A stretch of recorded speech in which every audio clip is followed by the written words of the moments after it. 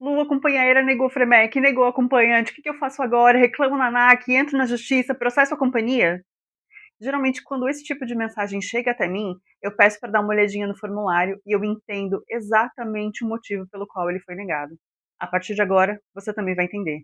Bem-vindos ao segundo vídeo da série Me Ajuda, Lu! Simplificando o processo de Fremec.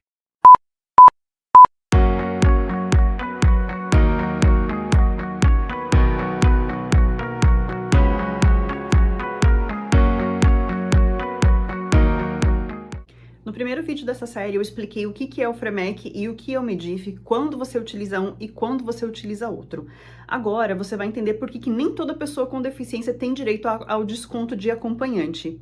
Para poder entender isso, a gente primeiro precisa ir até o artigo 27 da Resolução 280. E o que fala o artigo 27? Eu vou colar aqui porque eu não lembro. Não, lembrar eu lembro, mas eu queria falar com exatidão o que está escrito. Aí o que está escrito com exatidão eu não lembro. Artigo 27. O PNAE com deficiência ou mobilidade reduzida deve ser acompanhado sempre que viagem em maca ou incubadora ou, em virtude de impedimento de natureza mental ou intelectual, não possa compreender as instruções de segurança no voo ou não possa atender às suas necessidades fisiológicas sem assistência. Essas são situações em que é obrigatório que o PNAE tenha um acompanhante. A companhia aérea poderia conceder em outras situações o acompanhante pro PNAE? Poderia. Mas é claro que ela não vai.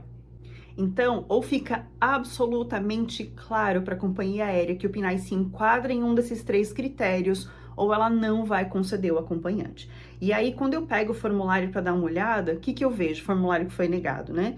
A companhia pergunta se existe impedimento para entender as instruções de segurança, a pessoa fala que não. Ou então, pergunta se a criança tem dificuldade para utilizar o banheiro sozinha, e a pessoa também fala que não. E aí, quando eu vou conversar com a mãe, a criança, por questões sensoriais, ela não consegue fazer a própria higiene, ela não consegue permanecer sozinha no local porque ela pode entrar em crise. Ou então, a pessoa tem TDAH associado e a combinação dos transtornos pode fazer com que a pessoa simplesmente não consiga escutar as instruções de segurança. Ou que, no momento em que precisasse utilizar as instruções de segurança, a pessoa entraria em crise e não conseguiria ser responsável pela própria segurança. E nada disso foi deixado claro no formulário. Aí quando pede para detalhar qual é a deficiência e quais são os prejuízos, a resposta é vaga. A pessoa só fala, é autista, tem transtorno do espectro autista. Gente, desse jeito é impossível conseguir o desconto. Como eu falei para vocês, ou fica muito claro para a companhia aérea que se enquadra em um daqueles critérios, ou esquece. Grava isso que eu vou dizer agora. Companhia aérea não quer saber de deficiência. Companhia aérea quer saber de prejuízo e limitação. Então, isso precisa ficar muito claro. Prejuízo e limitação vindos dessa deficiência. Então, tem TDAH associado ao autismo, não consegue prestar atenção nas instruções de segurança, precisa assinalar que não consegue entender as instruções de segurança. É desfraldado, mas não consegue fazer a própria higiene por questões sensoriais, precisa de assistência para tudo. Ou então, é desfraldado, mas não faz o número 2 de jeito nenhum no vaso, a família tem que ficar atenta ali o tempo todo. Isso também entra no critério de não conseguir cuidar das necessidades fisiológicas sozinho. Gente, então assim, tudo que é de prejuízo precisa ficar muito claro. Tudo, porque senão, aí você também não se ajuda, né? E me ajuda a te ajudar. Então, quando eu preencho esses formulários, o que eu costumo fazer? Eu pego todos os laudos médicos que essa pessoa tem, escolho o melhor, aquele que explica melhor quais são as limitações, aqueles que explica melhor quais são os prejuízos, e com base naquelas informações, eu preencho o formulário. E aí, o que eu coloco na explicação ali sobre a deficiência? Que foi diagnosticado com X anos, quando que apresentava X prejuízos quando foi diagnosticado, que faz X terapias desde então, que tem ganhos de habilidades, mas que ainda apresenta muitos prejuízos em relação a isso, a isso, a isso e a isso, que não consegue atender isso, isso e isso sem assistência. Você entendeu a diferença que tem entre um relato superficial e um relato que vai fazer a companhia aérea olhar para os prejuízos? Então, além de responder de forma criteriosa esse campo descritivo, a gente precisa ficar atento também às perguntas-chave. Isso que você está vendo aqui na tela são as perguntas-chave do formulário da Latam. Se você for olhar, o da Azul é diferente. A Gol, acho que nem tem essas perguntas-chave de forma explícita no formulário, mas de qualquer forma você precisa ficar basicamente atento a duas, né? Utilizar o banheiro de forma autônoma e entender as instruções de segurança, né? Tem impedimento de natureza mental e intelectual para compreender as instruções de segurança. segurança. Então, para uma dessas duas perguntas, a resposta tem que ser que não existe autonomia. Se eu responder que tem autonomia para as duas, tanto para utilizar o banheiro da aeronave de forma autônoma, quanto responder que consegue compreender as instruções de segurança sem nenhum problema, aí realmente não tem como conceder. E, aliás, é até importante a gente falar isso, porque existem pessoas autistas nível 1 de suporte que não vão ter dificuldade nem para uma coisa nem para outra, e aí realmente não tem direito ao desconto de acompanhante. Lembrando, claro, que um autista nível 1 de suporte, ainda que consiga compreender as instruções de segurança, se no momento ali de necessidade, né, no momento que precisa utilizar as instruções de segurança, esse autista sabe que não consegue fazer isso sozinho, sabe que vai entrar em crise e não vai conseguir ser responsável pela própria segurança, também pode assinalar que realmente tem dificuldade com as instruções de segurança, até porque não adianta de nada você compreender as instruções de segurança e não conseguir executar. Outra coisa importante em relação ao preenchimento do formulário: não fale sobre nível de suporte. Se você falar sobre nível de suporte 1, ainda que existam diversos outros prejuízos, ainda que existam diversos outros impedimentos, a companhia aérea vai prestar atenção só àquilo, nível de suporte 1.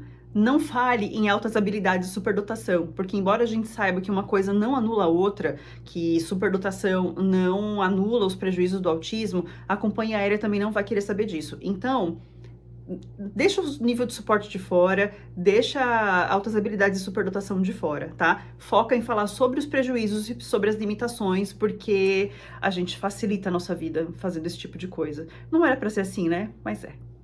Então é isso, né? Basta a gente ter um formulário bem preenchido, vai dar tudo certo, vai ficar tudo bem? Eu queria dizer que sim, mas eu estaria mentindo, então vamos para outros critérios aí que a gente precisa prestar atenção.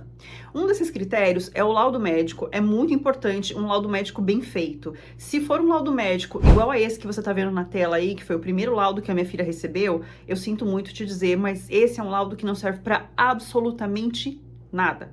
Porque ele não fala sobre prejuízo, ele não fala sobre limitação, ele só fala sobre diagnóstico. E como eu te disse, companhia aérea não quer saber de deficiência, companhia aérea quer saber de prejuízo. Então, assim, esse é um laudo que, ainda que tudo esteja muito bem explicado no formulário, se esse for o laudo que vai subsidiar a tua solicitação, você não tem muita chance, sinto muito.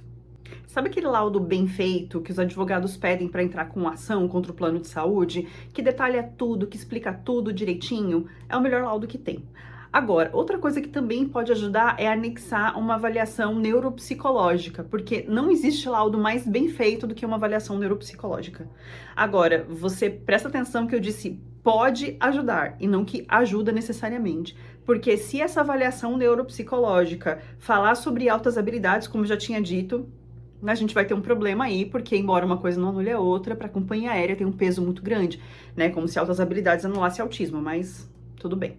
Então, assim, se for para avaliação neuropsicológica ajudar a entender as limitações e os prejuízos, pode anexar. Se for para deixar em dúvida ainda, se for para falar de altas habilidades, superdotação, aí é melhor deixar de fora. Mesma coisa pro laudo médico, tá? Se o laudo médico falar sobre altas habilidades, superdotação, aí vai ser complicado também. Mas, de qualquer forma, se você tiver acesso fácil ao médico e o médico puder explicar que a superdotação não anula os prejuízos, que os prejuízos, apesar da superdotação, ainda são esses e esses, tá tudo bem você juntar, tá bom? E aí, se você tiver dúvida em qual laudo juntar, né? Então, assim, vamos prestar atenção em uma coisa. Tem data de validade, laudo? Não tem, né? Mas a companhia aérea prefere que seja mandado o laudo com menos de 1 ano de emissão.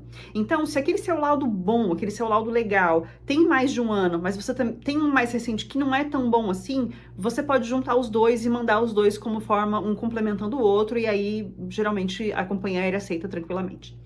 Além desses erros no preenchimento do formulário e de laudo médico sem as informações necessárias, o que mais pode fazer um FREMEC ser negado?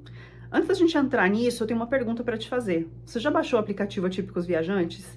No primeiro vídeo dessa série, eu te expliquei que o aplicativo ele foi inspirado nas avaliações do TripAdvisor e do Google, mas ele é exclusivo para famílias atípicas, então você pode ler avaliações de outras famílias, você pode cadastrar novos estabelecimentos que ainda não estejam lá, pode avaliar os estabelecimentos que já estejam lá, você pode fazer o seu roteiro inclusivo, pode ver os lugares que são perigosos para crianças que tem episódios de eloping, os aeroportos que tem salas multissensoriais, enfim, o aplicativo ele só fica melhor conforme o tempo passa e é uma comunidade linda que a gente está construindo por um turismo mais inclusivo. Então, o link tá aqui embaixo para você baixar o aplicativo se ainda não tiver baixado, tem para iOS, tem para Android, é de graça, enfim, só vantagem pra gente, tá bom? Você pode e deve, inclusive, avaliar como é que a companhia aérea te tratou, desde o momento em que você fez a solicitação do Fremec até como foi o tratamento seu no aeroporto, na viagem. Então, entende quanto isso é importante? Bom, e o que mais pode fazer a companhia aérea acabar negando ali a sua solicitação de Fremec? Não ficar atento ao e-mail. Essa é uma das razões pelas quais, às vezes, a negativa acontece. Por que que eu tô dizendo isso para você, que é importante ficar atento ao e-mail? Quando você faz a sua solicitação, a partir daquele momento da solicitação feita, todo o contato da companhia aérea com você vai ser via e-mail. Então, a companhia aérea pode olhar que o formulário faltou preenchimento de algum campo, às vezes você se distraiu ali e não preencheu algum campo, eles querem a complementação, ou eles querem explicação sobre alguma condição de saúde, enfim. Qualquer exigência que eles tenham para te fazer, eles vão te fazer por e-mail, tá? E aí esse e-mail pode chegar quando? Pode chegar assim, desde o dia que você mandou a solicitação até uma semana depois. O fato é que é importante você checar o seu e-mail todos os dias para ver se tem resposta da companhia aérea, ok? Tem solicitação de complementação de alguma coisa? Tem alguma exigência de laudo, de qualquer coisa assim? Cumpra essa exigência em até 48 horas, porque senão você corre o risco da sua solicitação ser arquivada sem sequer ser avaliada. Mais uma razão, e eu não me conformo com essa. PNAE menor de idade. Lu, como assim? Meu filho é menor, não vai me ter direito? Não, calma que isso não vai acontecer em todos os casos. Eu vou te explicar o que aconteceu em relação a isso.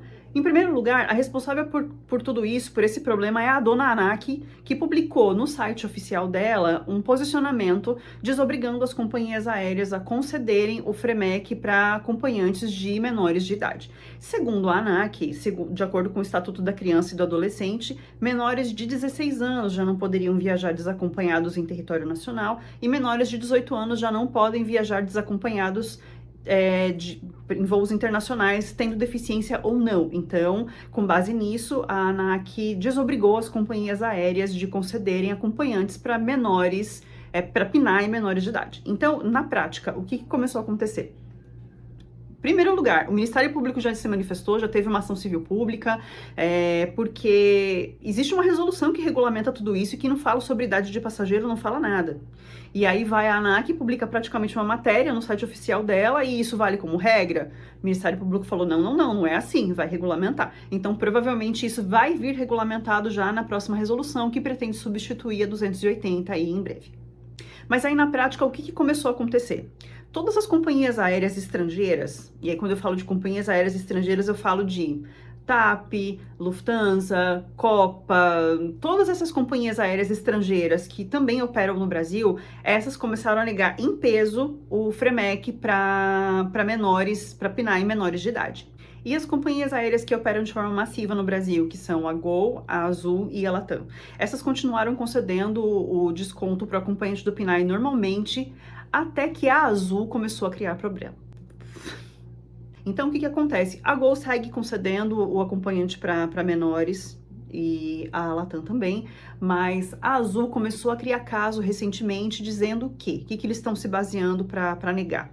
Eles estão dizendo que cuidado com criança é cuidado com criança, que a deficiência, ela não faz com que os cuidados com uma criança sejam diferentes.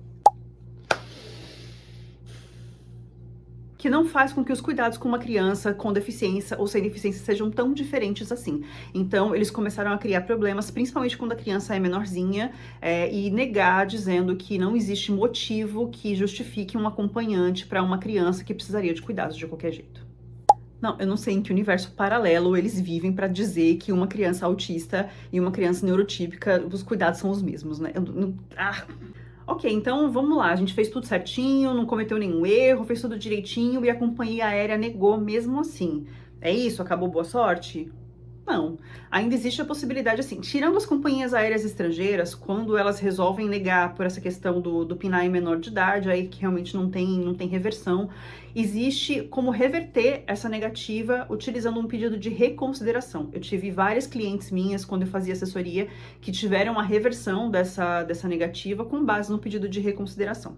No próximo vídeo, eu vou te ensinar como é que a gente formaliza esses processos, como que a gente manda para a companhia aérea, o que a gente manda, de que forma que a gente manda, e se nega, como é que a gente pode fazer a reversão dessa negativa, tá bom? Eu te vejo no próximo vídeo.